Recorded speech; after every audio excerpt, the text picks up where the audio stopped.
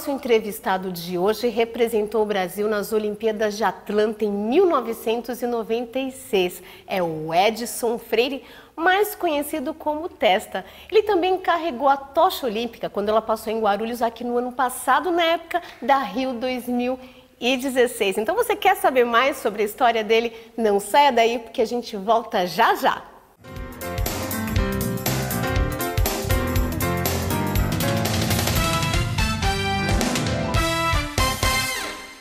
Eu estou na TV Câmara Guarulhos. Eu estou na TV Câmara de Guarulhos. Eu estou na TV Câmara Guarulhos. Eu estou na TV Câmara de Guarulhos. TV Câmara Guarulhos, o canal da cidadania.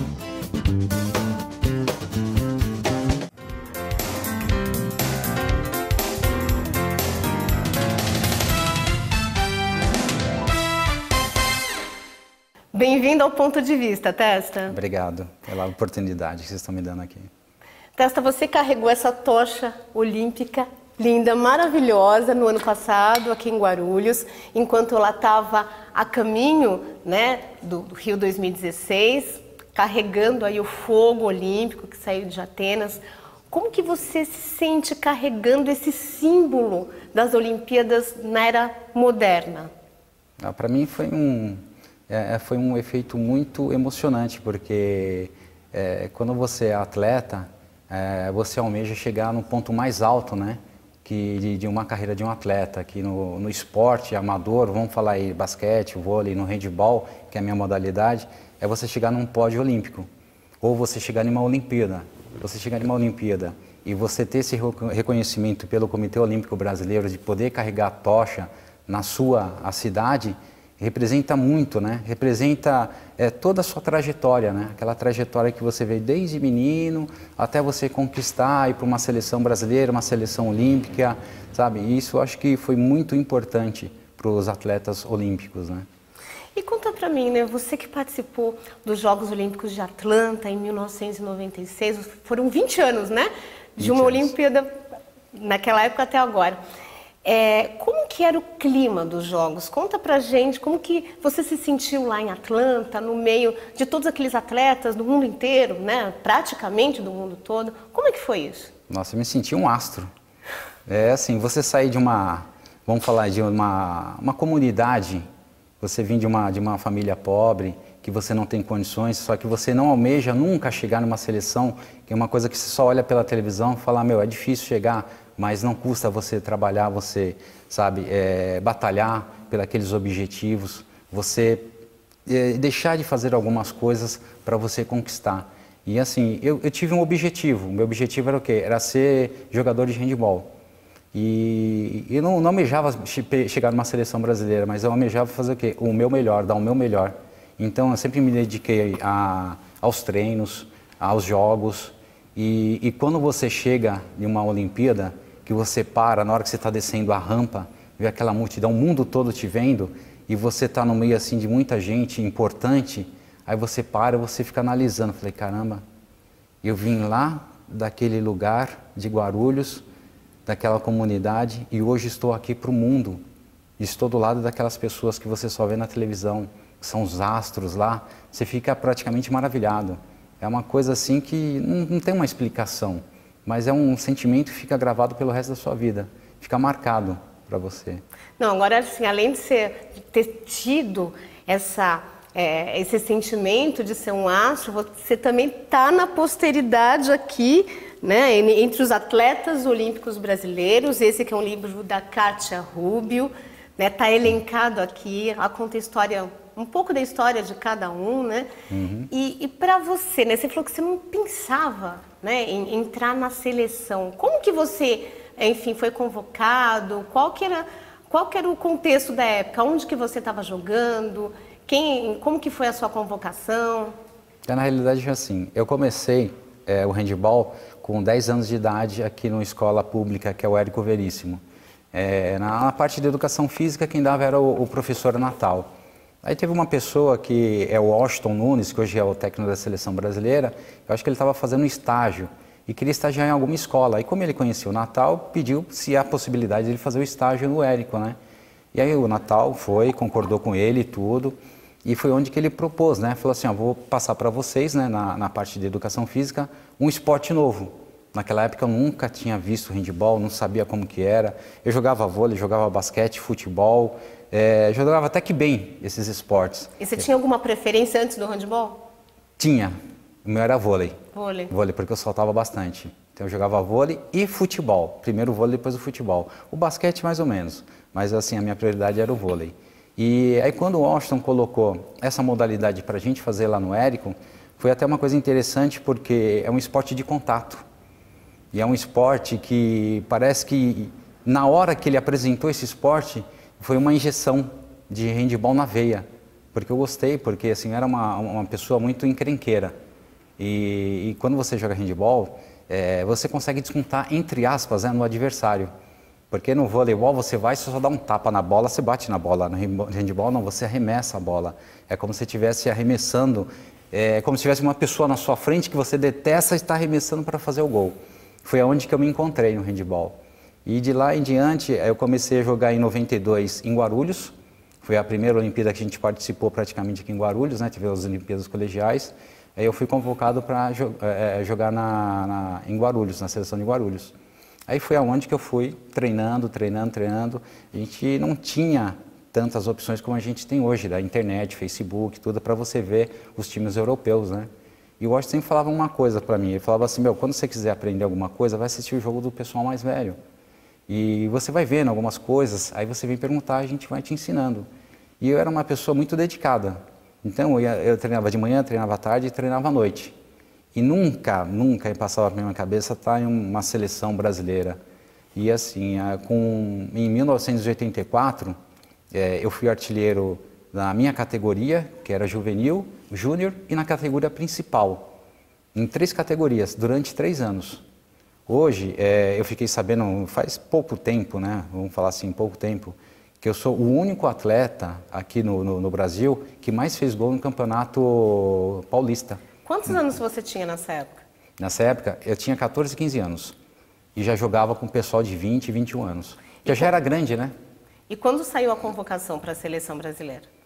A primeira convocação minha foi em 84. Em 84, que a gente foi disputar um sul-americano juvenil lá em Punta del Este. Aí depois dessa veio outras convocações, e quando veio a convocação da seleção olímpica, em 92 eu era muito novo, né, para ser convocado. Aí eles preferiram mandar o pessoal mais velho para poder ir para as Olimpíadas de Barcelona, que o Brasil ele participou de Barcelona também. Porque Cuba desistiu, né, e o Brasil, automaticamente, como era o vice-campeão, ele foi convocado. Agora, em 96, quando eu recebi a notícia, eu estava treinando em Guarulhos. Aí o Elvion, que era o nosso técnico, né, o Elvion Martins, ele me ligou e falou, Tessa, você foi convocado para a seleção olímpica. Eu falei, sério? Ele falou, sério, você foi convocado, você não está animado? Eu falei, não apareceu nada para mim, você só está me falando, não sei de nada. Aí fui pro treino, quando chegou lá no treino, todo mundo lá, pô, isso é legal, você foi convocado. Foi eu e mais 5 atletas aqui de Guarulhos, né? Nossa, então Guarulhos, naquele momento, era um celeiro de atletas de handebol. Sempre foi. Guarulhos sempre foi um celeiro de atletas de handebol. Tanto é que a gente foi campeão várias vezes. E assim, o engraçado é que todo mundo vinha falar, dar os parabéns. Sabe quando não cai a ficha? Falei, eu? Falei, tudo bem, eu fiz um bom trabalho, sabe, sempre fui artilheiro, tudo, mas eu, sabe, você fica aquela incógnita, né? Aí até então a Confederação Brasileira mandou uma carta, né, direitinho, aí eu olhei, na hora que eu olhei, falei, realmente eu fui. Agora eu tenho que dar o meu melhor, tenho que dar 101%, né, para poder chegar lá. E desses 5, a gente fez uns jogos, né, amistosos, né, e o único que foi de Guarulhos fui eu, do handebol, do Atlanta. E em que posição você jogava na seleção? Eu jogava de ala esquerdo. A realidade é que em Guarulhos eu sempre joguei na ala esquerda, no central e na ala direita. Mas nas Olimpíadas eu joguei de ala esquerda. Ou seja, meia esquerda, né? Como todo mundo conhece. E como que foi a experiência das Olimpíadas para o handebol, né? Para a equipe masculina de handebol? A experiência foi muito boa porque assim, a gente conseguiu trazer alguns vídeos, né? Na minha época, aquelas fitas cassete, né? Então a gente conseguiu trazer alguns vídeos para a gente poder fazer algumas coisas, dar uma melhoria, né? Porque o Brasil em relação à Europa, ele estava muito atrasado. Hoje já não muito, porque a maioria dos atletas hoje da seleção brasileira, eles atuam tudo na Europa, né? Antigamente a gente não tinha como, era pedir fita para eles mandarem fita para a gente poder, e os técnicos, né? Eles iam aperfeiçoando, né? E os técnicos naquela época eram brasileiros, eram estrangeiros? Como é que era isso? Eram todos brasileiros. E como que era a estrutura, né? Naquele momento o Brasil investia no esporte, porque hoje, claro, que as últimas Olimpíadas aconteceram no Rio no ano passado e a gente percebeu um investimento maior nos esportes, porque o Brasil queria, enfim, ter uma participação assim destacada nos Jogos. Naquela época, como é que era? Naquela época não tinha muito investimento, né? Aliás, né, pelo menos no handball nunca houve investimento, porque é um esporte amador. Então, assim, as pessoas não veem o handball como um basquete, como um vôlei, que é da época lá do Luciano, como chama lá o que faleceu? Foi ele. Luciano do Vale. Luciano do Vale, isso. Então, foi naquela época que o Luciano do Vale ele conseguiu fazer isso com vôlei. E o handball não cresceu. Se você vê, da época que eu jogava, que era, vamos falar aí de 1984, 85, até hoje, o handball ele deu uma regredida em relação a campeonatos paulista, campeonato brasileiro, porque naquela época tinha mais de 30 equipes. As prefeituras, eles ajudavam as equipes para poder participar, que participava do Campeonato Paulista, participava do Jogos Abertos, Jogos Regionais, Liga Nacional, e tinha muitos jogos, né? Hoje, se você for contar no dedo, você tem, vamos falar aí, no máximo umas 10 equipes, nem isso. E sempre quem está nas finais é o Pinheiros, Taubaté, que está investindo, tem o Hebraica e tem outras equipes, né? A São Caetano, o ano passado, eles estavam com uma equipe, que era do Campeonato Paulista. A prefeitura tirou e já não tem mais. A gente vai continuar falando sobre esse assunto no próximo bloco. Então você que está acompanhando essa entrevista, não saia daí. Ponto de Vista volta já.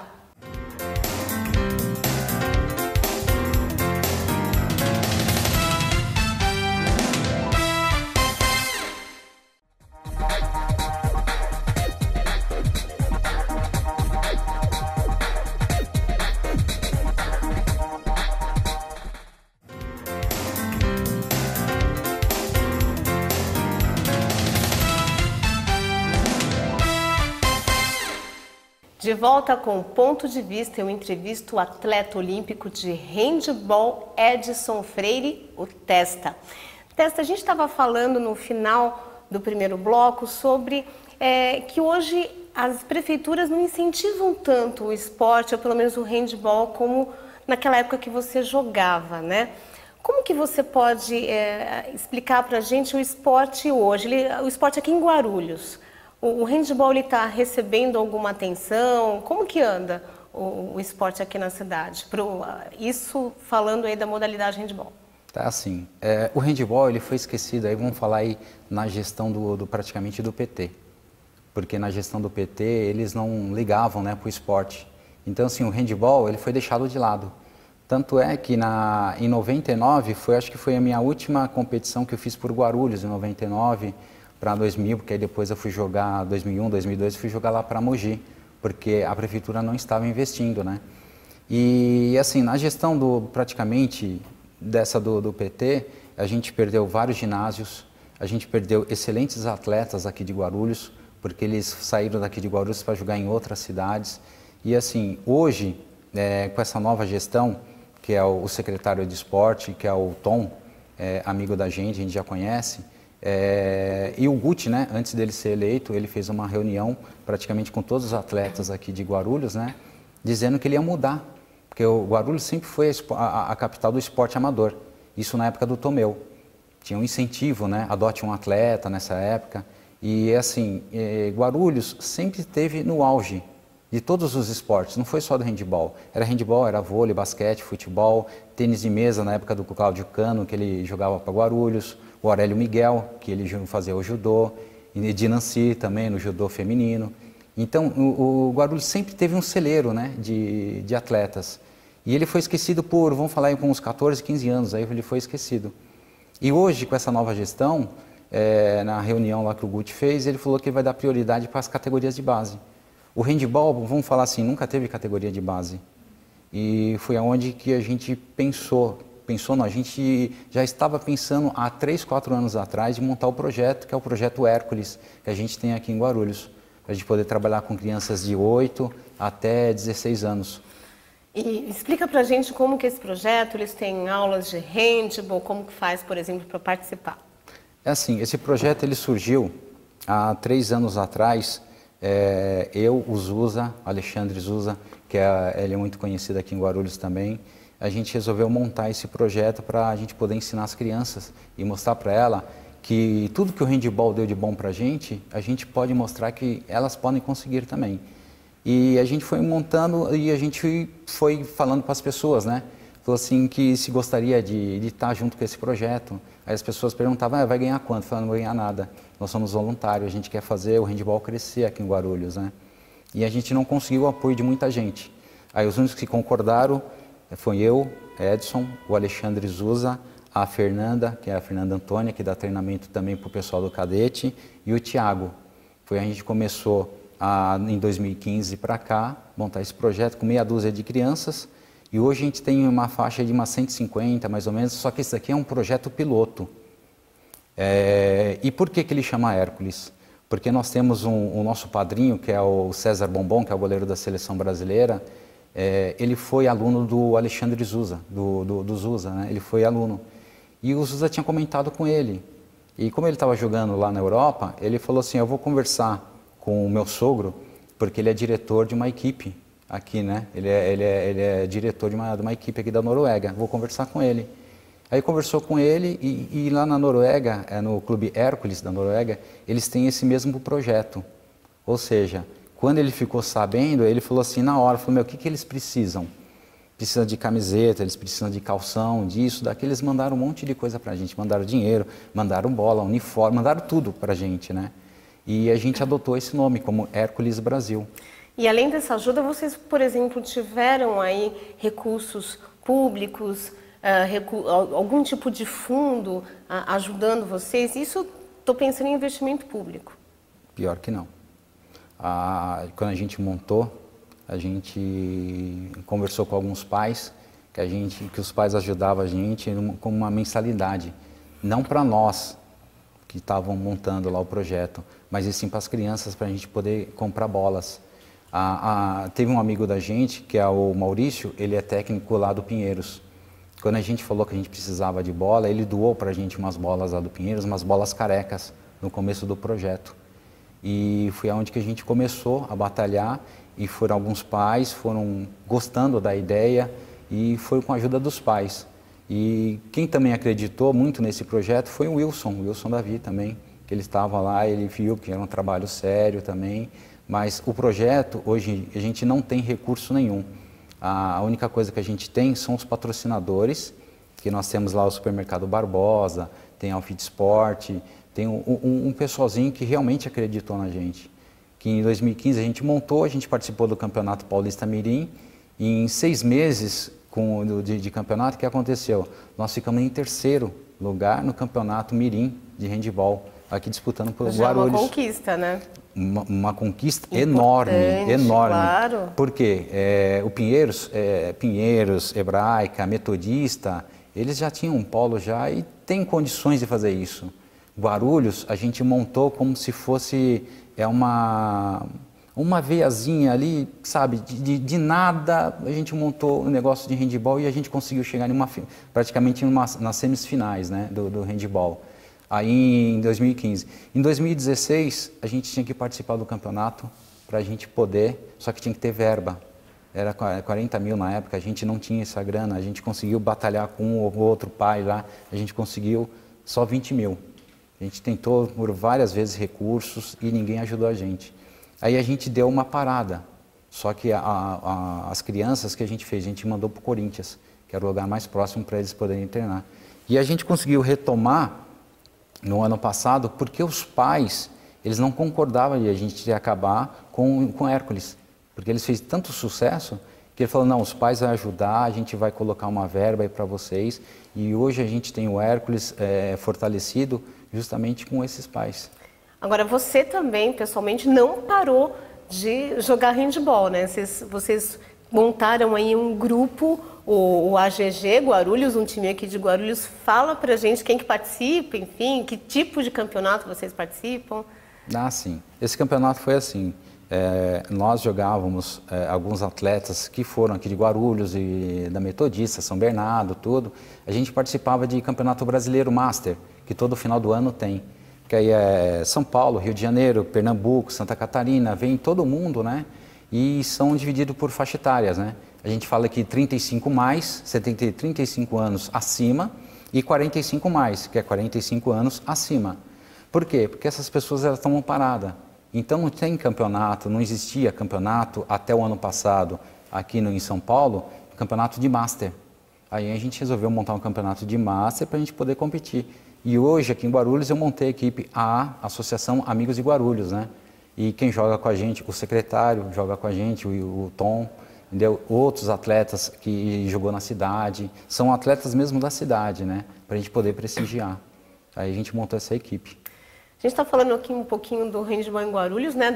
Da base que vocês estão aí formando, mas vamos olhar para o handebol aqui brasileiro, né? Falar do desempenho aí das seleções. A seleção feminina de handebol ficou, né, em quinto lugar nas Olimpíadas Rio 2016.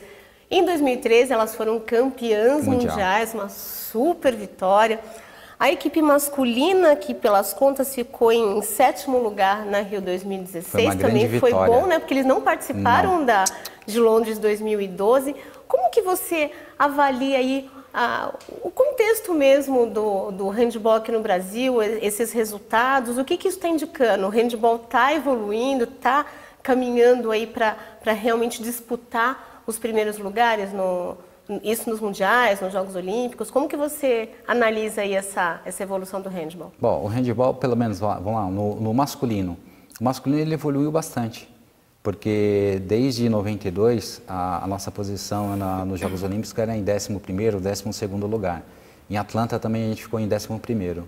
E assim, foi um feito inédito a seleção agora no Rio 2016 ter chegado em sétimo, porque assim, ele mostra que a evolução da gente está cada vez maior, porque os atletas da seleção brasileira estão jogando na Europa. E na Europa, praticamente são jogos que acontecem, né, em campeonatos mundiais, campeonatos, em Olimpíadas. Então você já está mais ou menos equiparando, né, os jogadores brasileiros. Tendo em vista que a Duda, esse ano está para ganhar o prêmio também, a Ana Paula, que é de Guarulhos, tá? Ela foi uma das melhores jogadoras. Tem a Franciele também, que joga na seleção feminina também, foi para a seleção, foi para o Rio 2016. E a gente está com um celeiro muito bom hoje, né? Porque antes a média de altura do brasileiro para a gente poder jogar era 1,90 m. Agora não, a gente tem 1 metro, vamos falar 2 metros a altura do pessoal. E a evolução está sendo muito boa. Agora no feminino as meninas melhoraram muito. Inclusive os técnicos, né? Os técnicos são estrangeiros, o Morten Subak no feminino e também o espanhol Jorge Ribeira no masculino. Então isso traz também mais experiência, né? Isso, agora ele não é mais, agora ele é técnico lá da seleção espanhola, o Jordi, né? Mas ele fez um bom trabalho aqui e seu auxiliar, que era o Washington, né, Nunes, né? Assumiu agora a seleção brasileira e está fazendo um bom trabalho, né? Na seleção masculina. E no feminino parece que o Morten não está mais, né? Ele está na seleção, acho que da Angola, se eu não me engano. E eu não sei quem que é agora o técnico da seleção feminina. Então, na verdade, esses técnicos, esse resultado que a gente acabou de comentar, eles eram os técnicos da Rio 2016. Isso, eram os técnicos. Agora o Brasil já, eu não sei se diminuiu o investimento pelo fato de terminar as Olimpíadas, mas eles não mais encabeçam. Teve alguma rincha, alguma coisa aí para ter acontecido isso, né? Mas assim, o feminino da gente tem condição de chegar em uma final olímpica, né? Porque as meninas que estão jogando na Europa, elas estão jogando muito. Então, assim, e as aqui que jogam no Brasil, é um espelho para elas, né? Então elas querem mostrar. Inclusive sábado tem um jogo aqui no Céu Cumbica, né? Que vai ser a seleção brasileira vai participar do campeonato, que vai trazer uma seleção para poder fazer os jogos aqui. Bom, então, ao handebol aí se desenvolvendo, a gente torcendo para ter mais representatividade olímpica ainda. Olha, eu agradeço a sua participação no Ponto de Vista, Testa. Eu que agradeço vocês terem convidado aqui e falado um pouco da do handball, né? E se Deus quiser, o ano que vem as coisas vão melhorar e o handball vai crescer muito aqui, pelo menos em Guarulhos. A gente está batalhando para isso. Então estamos torcendo. Eu agradeço também você, telespectador, internauta, pela sua audiência. Lembrando sempre que o nosso encontro é toda quarta-feira, depois do Jornal da Câmara. Então, até lá!